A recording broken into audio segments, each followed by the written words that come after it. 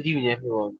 But, so today we're having a very big class. The topic we have treated today is not that much.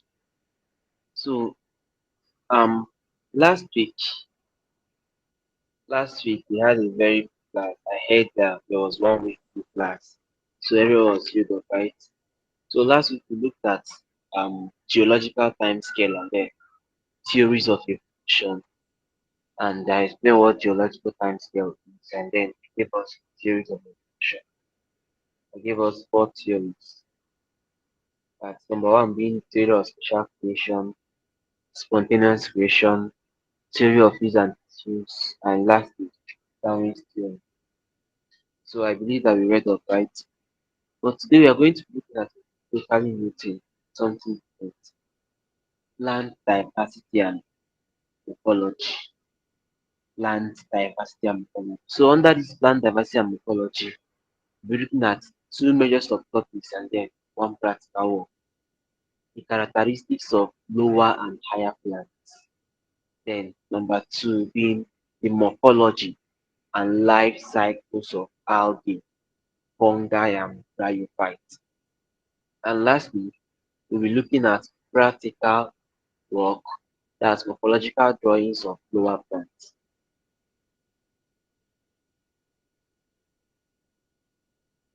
Okay, so like I always say, when I'm sharing my screen, please, those that are raising their hands, those that are trying to type something, I cannot access it, okay?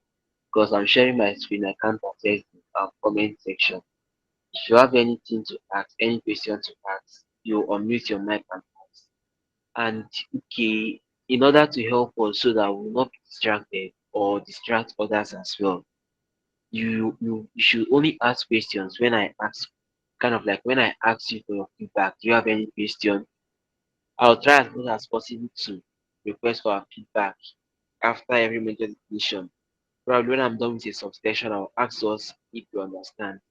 If there's any question, you should just share with me, and then I will clarify myself.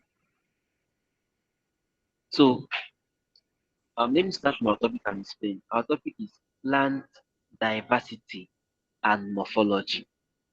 First of all, when you talk about diversity, what should come to your mind is what? When you talk about diversity, what should come to your mind is what? Differences, varieties. When you talk about morphology, what should come to your mind is what? Study of structure, how the thing what appear. So we are looking at what the different types of plants and their structure. So plant diversity and what morphology. Someone's mic is please can you mute your mic? So we are looking at what different types of plant, the variations of plant life you can see, and also their what their structure. Once more, sorry for the little distraction. Now, plant diversity encompasses a wide range of forms and life cycles, from simple algae to complex flowering plants. Are you hearing me? So understanding the plant morphology and their classification is what key to studying botany and ecology. Plants are classified on characteristics such as presence of vascular tissue, their reproduction methods, and what morphology. So once more, we are looking at what different varieties of life. There are so many variations of life, of plants and animals as well. But today we want to concentrate on what animals, sorry, on plants. So we are saying that due to these variations we have, plants what they have a wide range of forms, different shapes, different size, different complexity, and also they have what different what life cycles. We have from simple algae, which is what a unicellular protein, to what Good a evening, complex. sir. Good evening, sir. Sorry, I just joined in. Please, what is the topic? We are just joining us. Yes, sir. All right. Okay, so you join us back right now. Back. Okay, so Sorry, everybody should sir. listen back again. No problem, no problem. It's fine. I'll start. We have not really gone far. The topic is plant diversity and morphology. Okay, plant diversity and morphology. We'll be looking at characteristics of lower and higher plants. Then There are different structures and life cycles, and then practical drawing. Okay, so it's a very simple class. So Thank you, I'm sir. just talking about introduction. And thank you. I'm talking about introduction. I'm saying that plants have what varying characteristics. They differ in so many things. We have complex structures, we have simple ones, we have what plants with vascular tissues, that is, they have tubes that help in transporting food and water and the rest. And then we have what different method of production. Some bear fruits, some don't bear fruits. Some produce via spores, some what produce via what gametes. So different varying what reproductive mechanisms. So due to all these differences, scientists came up with what a way to classify plants and animal. Sorry, to classify plants. Okay, so they classify plants what into lower and higher plants. Lower and higher plants. So if you are with your pen and paper as usual, okay, so I will explain some things that may not be in this PDF and then I'll expect us to you can take it down. That's one of the benefits of attending classes. So characteristics of lower plants. Let me explain. Scientists, due to what the varying differences we have, they now said, okay, let's devise a mechanism. Let's make things simpler for us. We are now going to classify plants. Every form of plant, we classify them into two types: the higher plant and the what lower plant. Same way that we have higher animals and lower animals. I can recall during my secondary school how our biology teacher would always call us what higher animals. When you misbehave so much, they would ask you this simple question: why are you behaving like what a lower animal? Because in the bigger sense, all of us are what? Animals. So likewise, scientists classify plants on what higher plants and lower plants. Now, in biology, whenever you hear higher or lower, most times that's in classification. We are not talking about those that have not done. We're not talking about those that are more placed, probably they are advantaged in height. No, we are talking about what superiority, that is development, advancement. We're talking about what how complex they are in their what morphology, how complex they are in their what adaptation. So lower plants are what they are the simplest and most primitive what plants. They do not produce flower or seed. Okay. So for the benefit of those writing, let me take it.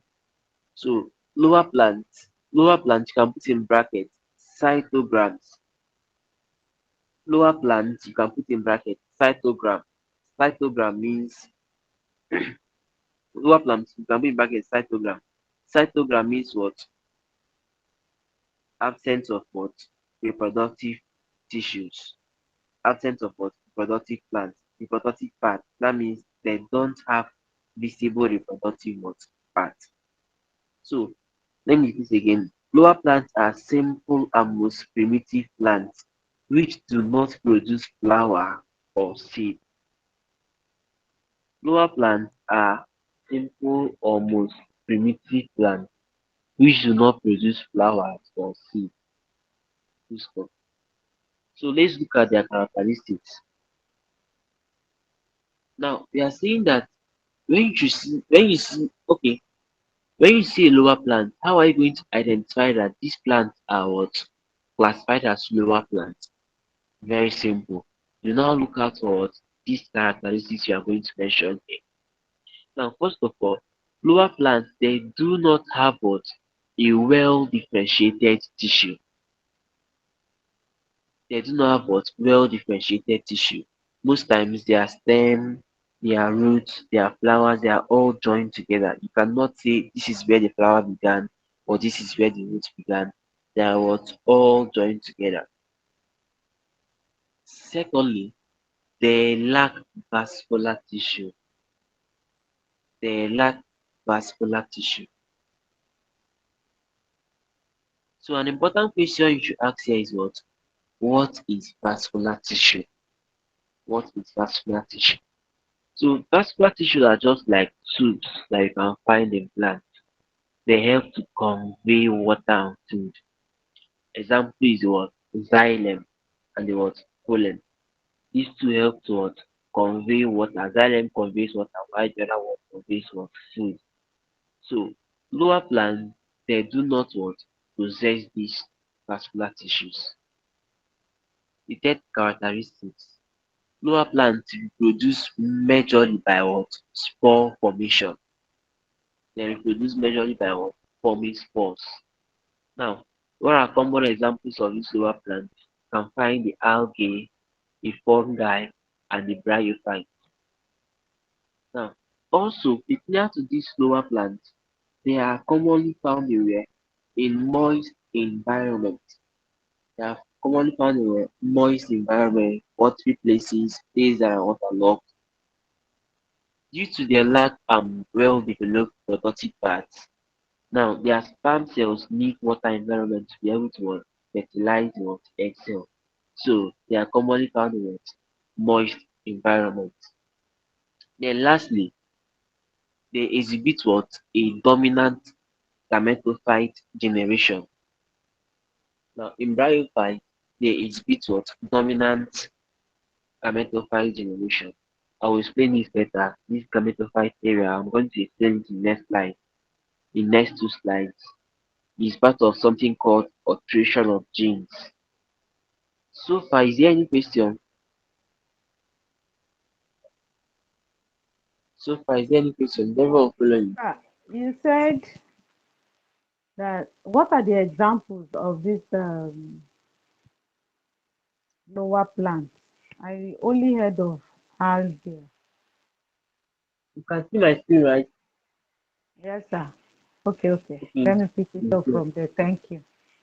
Right. So examples again include algae, fungi, and bryophyte. So for those that are screenshot in case, you can also screenshot also when we move to the next slide.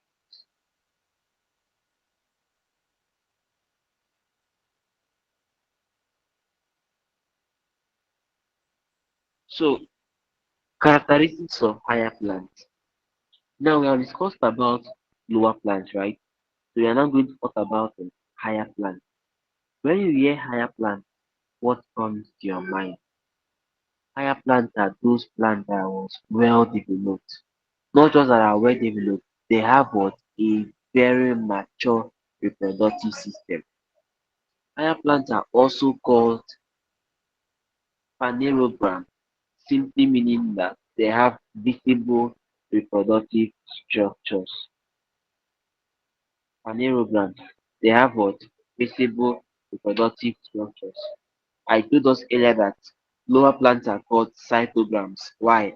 They have hidden reproductive structures. So cyto means hidden. Grams means marriage, which can be applied to mean what? Reproductive parts. Phanerogram, phane means visible, whereas gram means marriage, which can be implied to mean what? Reproductive parts. So in lower plants they are called cytograms because their reproductive part is what hidden. They don't have reproductive parts. Whereas higher plants are also called phanerograms. Why? Their reproductive part is visible. They have developed reproductive organs. So let's look at some common characteristics of higher plants. Any questions so far? No question, right? So I'll proceed. So higher plants, number one, they possess well-developed vascular tissues. They possess well-developed vascular tissue. Now, in plants like mango, beans, maize, name them rice, corn, all these plants are what? Higher plants. Now, when you look at them closely, if you take a cross section of them, you will see something like what? Tube-like structures passing what? In between them. Now, these tube-like structures are called vascular tissues. Vascular, right? Blood vessels. Vascular means vessels. They are what? Tiny, tiny tubes that you can find in this plant. So what are the main functions of these particular tools? Like I mentioned earlier, they help to convey water, nutrients, and what food material. Food material I mean carbohydrates and what glucose synthesized in what leaves. So we have two major types of vascular system. We have the xylem and the what phloem. Now for the xylem conveys water from the roots to the leaves, while the other one conveys food material from the leaves towards the parts where they are needed. So the second characteristic, hope everyone is hearing me right. Second characteristics, they have differentiated body structures, roots, stems, and leaves. They have differentiated body structures, roots, stems, and leaves. I told us that in lower plants, all their body parts are fused. You cannot easily say, this one is the leaf, this one is the stem, this one is the no. They don't have full differentiated parts. They don't have mature parts. Everything almost function like a single body. But now in higher plants, there is one division of them. Leaves are concerned with what transpiration, they are concerned with photosynthesis, majorly photosynthesis.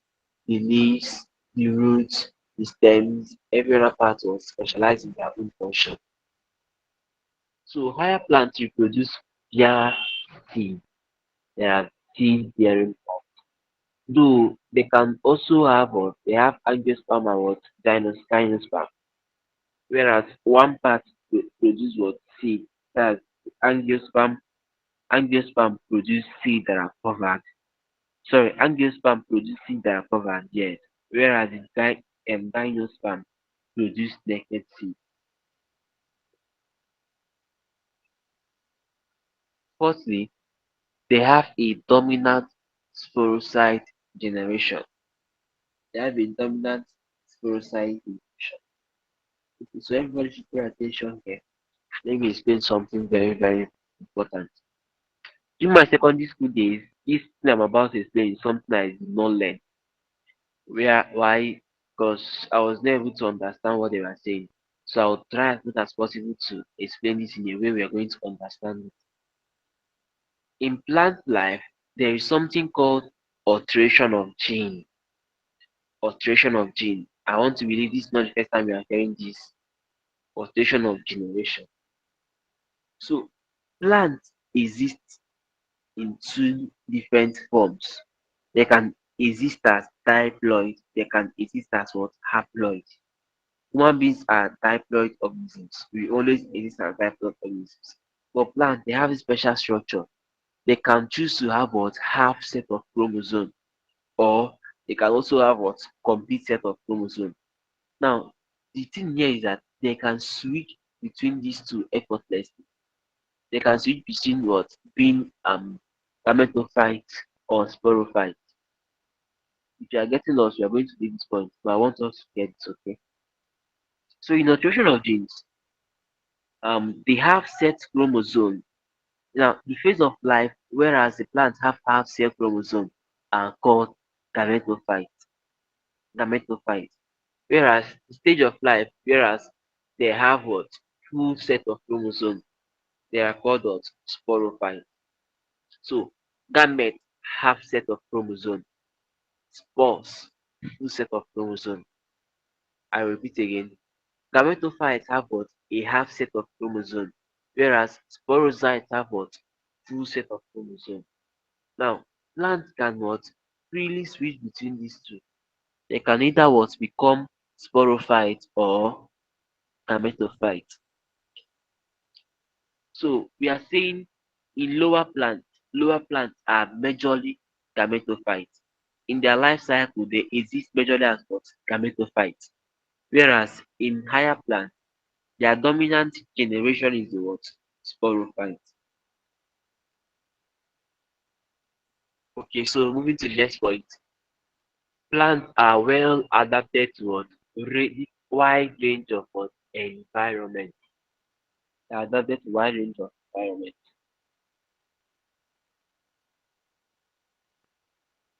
Okay, so morphology and life cycle.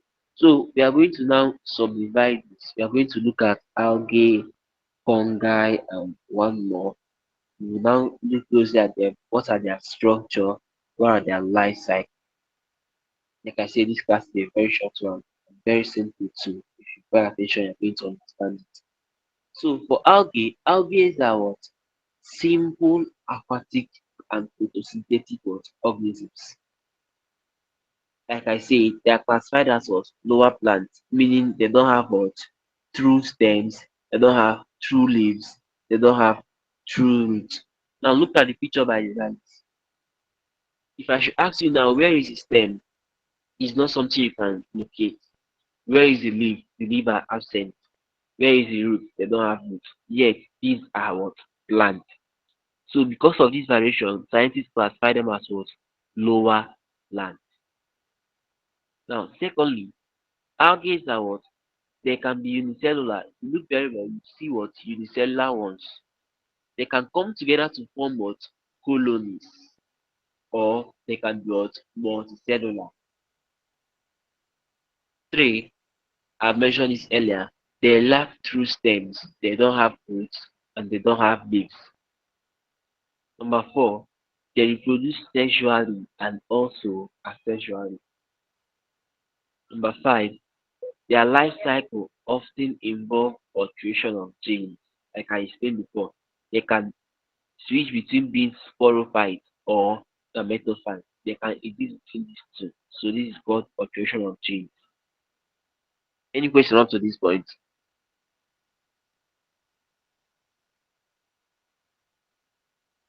Any question at all? So we should move on, right? The last part. Hello? I think the last part. You not get last part. Mm.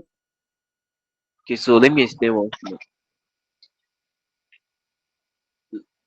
Now, the life cycle of algae, there is bit two. The life cycle of algae involves alteration of generation. Now, they have two major types of generation. Like I said earlier, they can have what they can exist as gametes. They can exist as what gametes. Now, when they exist as gametes, they have what male gametes, female gametes. So when these gametes want to mate, the male swim to the female and fertilize them. They will now form what spores. So majorly they can exist as just gametes, reproduce and grow. But then they can also what at some point in their life they can now become spores, sporophytes. So a male gamete can come and what fuse with a female gamete. When they fuse together, they now form a single cell structure called what a spore. A spore has the what male and female parts. Are we together?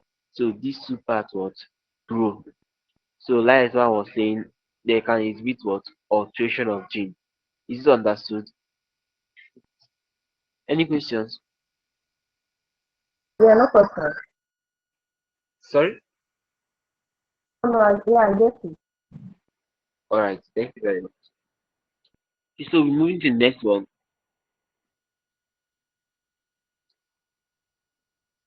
Fungi. Fungi. I don't know, I so much love this guy.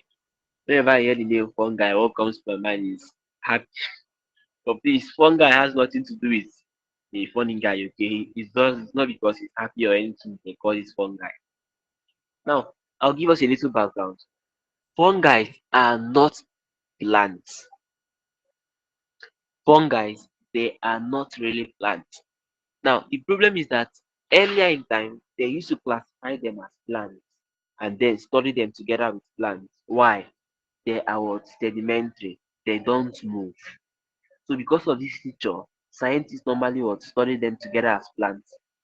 In the real sense, fungi are what? They are what? Saprophytes. Fungi are what? Saprophytes. What does this mean? This simply means that what they are organisms that feed on dead and decaying matter. Okay, so I'll proceed. Features of these fungi. Number one, they are non-photosynthetic. Are you getting the point now? Since they cannot produce their own food, which means they are not plants, they are sporophytes and saprophytes.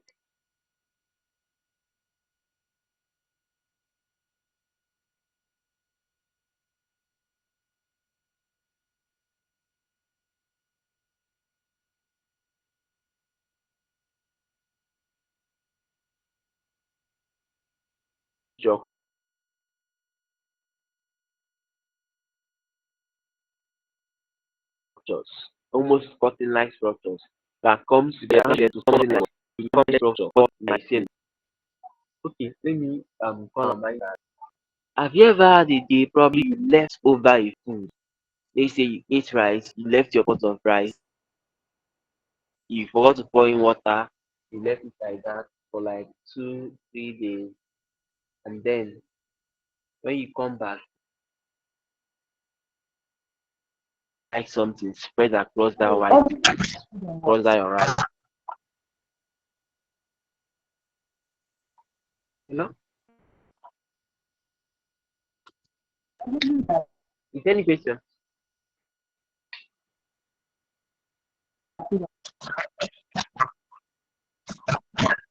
Some things like cotton-like structure spread on top of it. Now that complex structure is called mycelium. Okay, so fungi are composed majorly of what mycelium. That's how that forms a colony. That they form complex structures called mycelium. Thirdly, their cell walls are made of chitin.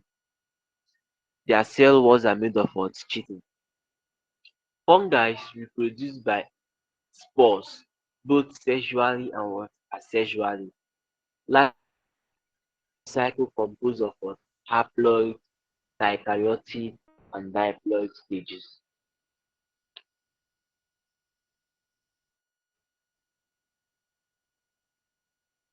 So we now also look at morphology and life cycle of bryophytes.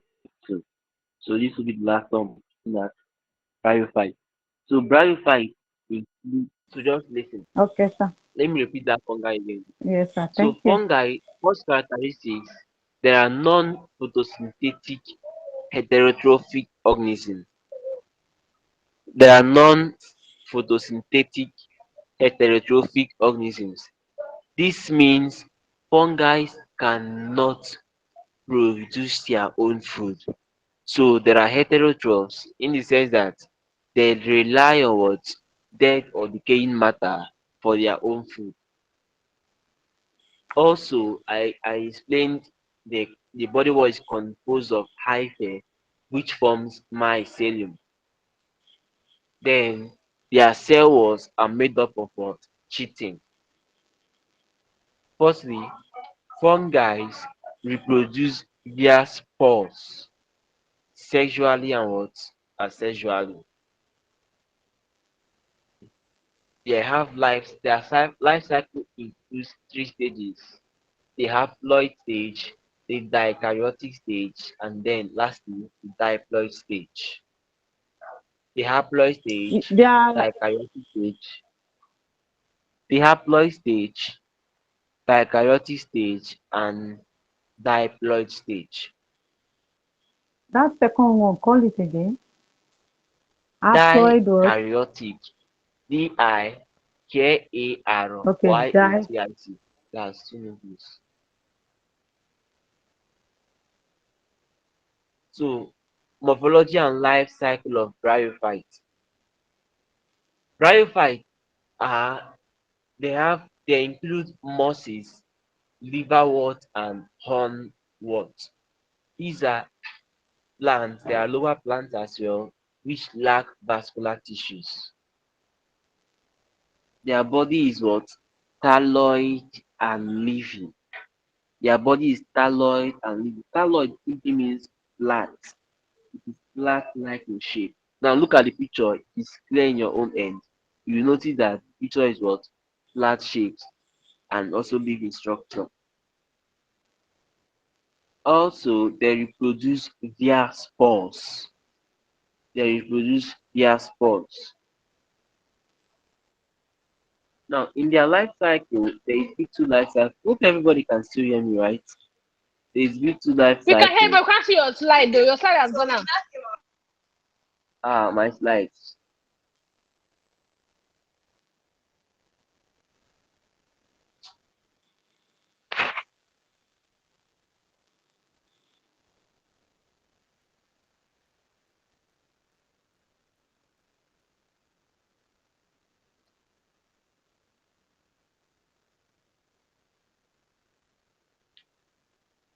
So can you see my slide now?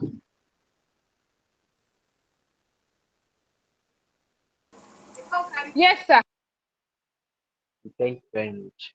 So, like I was saying, look at this slide now, the picture. You notice that these organisms called bryophytes, their bodies were very, very what? Flat. And it was living structure. So that's why they are called thalloid. Thalloid. Thalloid. That means flat and leaf like. Also, they exhibit two major generations, the gametophytes and Hello, sir. sporophytes. Hello, sir. So you said the Hello. thyroid is black and what? Flat, flat, not black. It is flat and leaf-like in shape. It resembles a leaf. A leaf. I can't hear you very well. Don't be annoyed though. Black and what? No, not black, white, white. You mean the thyroid? So it's not black, I mean flat, flat, sorry, not white. Flat, it is flat. That means very, very flat. Flat and leaf-like in shape.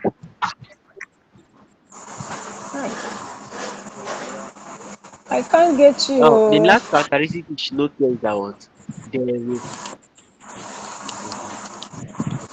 You say it's flat. hello. Hello? Yes, Flat and yes. what? Your network is bad. Can you change your environment?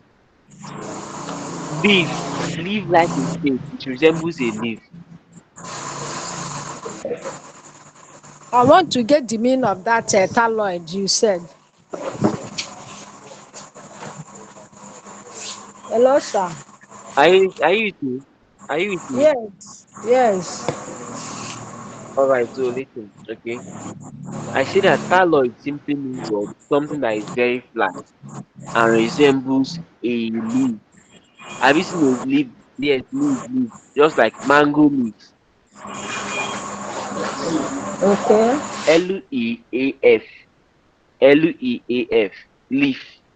So they are what? Very flat and leaf-like in shape.